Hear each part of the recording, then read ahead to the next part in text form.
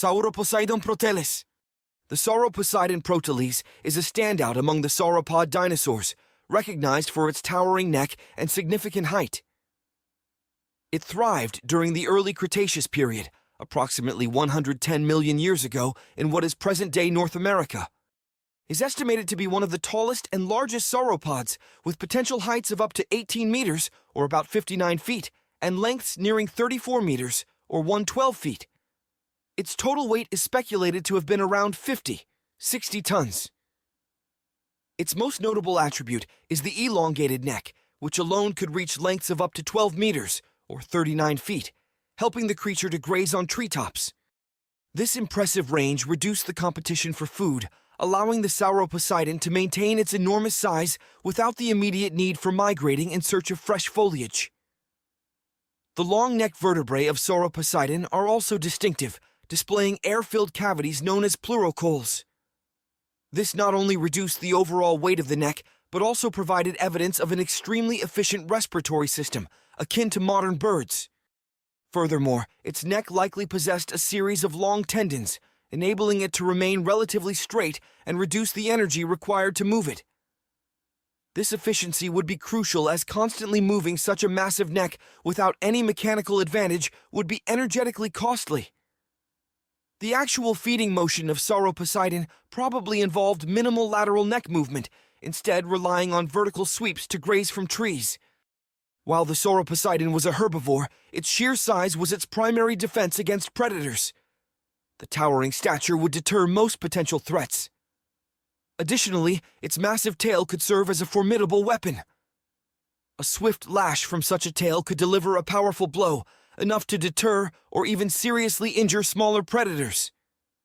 The sauropod's legs, being stout and strong, could also be used defensively, potentially delivering devastating kicks. Like many large dinosaurs, the specifics of Sauroposeidon's reproductive habits remain a topic of speculation due to limited direct fossil evidence. However, based on what is known about other sauropods, it's possible to make educated guesses. Sauropods, including Sauroposeidon, likely laid eggs in vast nesting grounds. These creatures would choose sandy or soft grounds to dig shallow pits, wherein they'd lay their eggs. Once laid, these eggs might have been covered with a mix of vegetation and soil, perhaps to regulate temperature and protect them from predators. The sheer size of adult Sauroposeidon implies a long growth period. Thus, after hatching, juveniles would need to grow rapidly to reach a size where they would be less vulnerable to predators. Herd behavior, often seen in sauropods, would offer young Sauroposeidon some protection, with adults potentially forming protective barriers around their more vulnerable offspring. The first evidence of Sauroposeidon was unearthed in the early 1990s in Oklahoma, USA. Originally, the excavated bones were mistaken for petrified tree trunks due to their massive size. However, subsequent analysis revealed them to be neck vertebrae from this previously unknown giant sauropod. The name Sauroposeidon translates to earthquake god lizard, drawing inspiration from Poseidon, the ancient Greek god of earthquakes in the sea, capturing the creature's grandeur and might. Although only a few remains of Sauroposeidon have been found, it's a significant discovery in the world of paleontology. The anatomical structures observed in its fossils, especially the air sacs, have provided insights into the evolutionary connections between dinosaurs and birds, further emphasizing the advanced respiratory systems of these ancient giants. Sauroposeidon proteles is a testament to the incredible diversity and adaptability of sauropod dinosaurs. With its towering stature and unique respiratory features, it stands as a prominent figure in the rich tapestry of Earth's prehistoric life, offering glimpses into the fascinating world of the Cretaceous period. Are you a dinosaur enthusiast like me? Click on subscribe and follow me every day in new adventures. And hey, don't forget to check out the other videos too. See you tomorrow with a new video. If one says the king of Cretaceous North America, many will probably first think of the T-Rex thanks to its widespread reputation. In fact, Some believe that the T-Rex and its tyrannosaurid relatives were the only carnivores to have a go at ruling Cretaceous North America. However, there was another king that wasn't the T-Rex nor a tyrannosaur, rather a Carcharodontosaurid. It was a behemoth of a carnivore that ravaged the lands and was actually the second largest theropod to exist in North America during the Cretaceous period, second only to the T-Rex, and it was the Acrocanthosaurus. As the runner-up to the T-Rex, the Acrocanthosaurus was without a doubt a force to be reckoned with. When its remains were first found in the 1940s, it was clear that it was a giant, but it was only during the 1990s, when more complete specimens were located, that its size was really understood. And based on the specimens, paleontologists estimated that the largest individuals could reach 11.5 meters or 38 feet in length, making them equal to and even larger than some famous T-Rex specimens like Titus and Stan. Although, due to it being more narrow and less robust, the Acrocanthosaurus was lighter than the T-Rex, though how much lighter is uncertain. Originally, paleontologists believed it to be around 4.5 tons, while recent studies have provided a weight range of between 3.6 and 5.5 tons, and some think it could have been even heavier, possibly reaching more than 6 tons.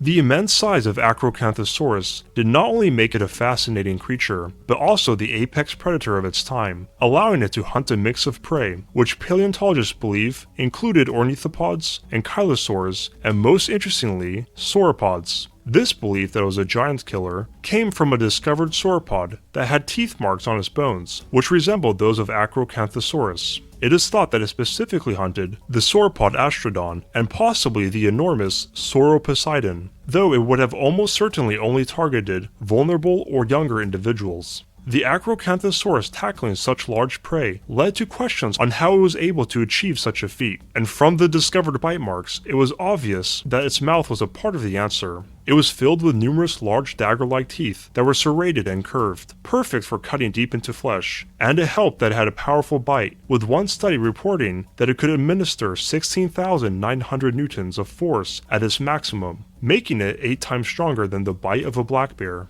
This powerful bite was thanks to its massive skull, which could reach 1.23 meters or 4 feet long. Yet, although the skull was indeed huge, it was still easily wieldable, as it was narrow and sported a large opening in front of the eyes, which made the head lighter than the skulls of other large theropods, relatively speaking. This allowed the Acrocanthosaurus to easily move its mouth when attacking prey, a useful feature. Though despite the clear deadliness of its bite, it wasn't enough to make taking down sauropods easy, which is why the Acrocanthosaurus had another asset, its forelimbs. Paleontologists noticed that they were well built and would have been highly muscled. Furthermore, the arm bones didn't fit together in many of the joints, indicating the presence of a lot of cartilage, which led researchers to believe that the Acrocanthosaurus used its arms a lot, and since they were not long enough to be used for locomotion, it was decided that they were most likely utilized for killing, and this belief was backed by the presence of 3 razor-sharp claws on each hand, with the first digit having the largest claw. However, despite the vast majority agreeing that the arms were used for hunting, exactly what their specific role was is uncertain, and this is actually the same case for its mouth, which has led to multiple theories on its hunting methods. The most accepted one so far is that because the arms didn't extend that much, the Acrocanthosaurus would have attacked head first, latching onto prey with its massive jaws, where it would then follow up by hooking the victim with its claws to prevent any escapes. Additionally, it's thought that with medium-sized prey,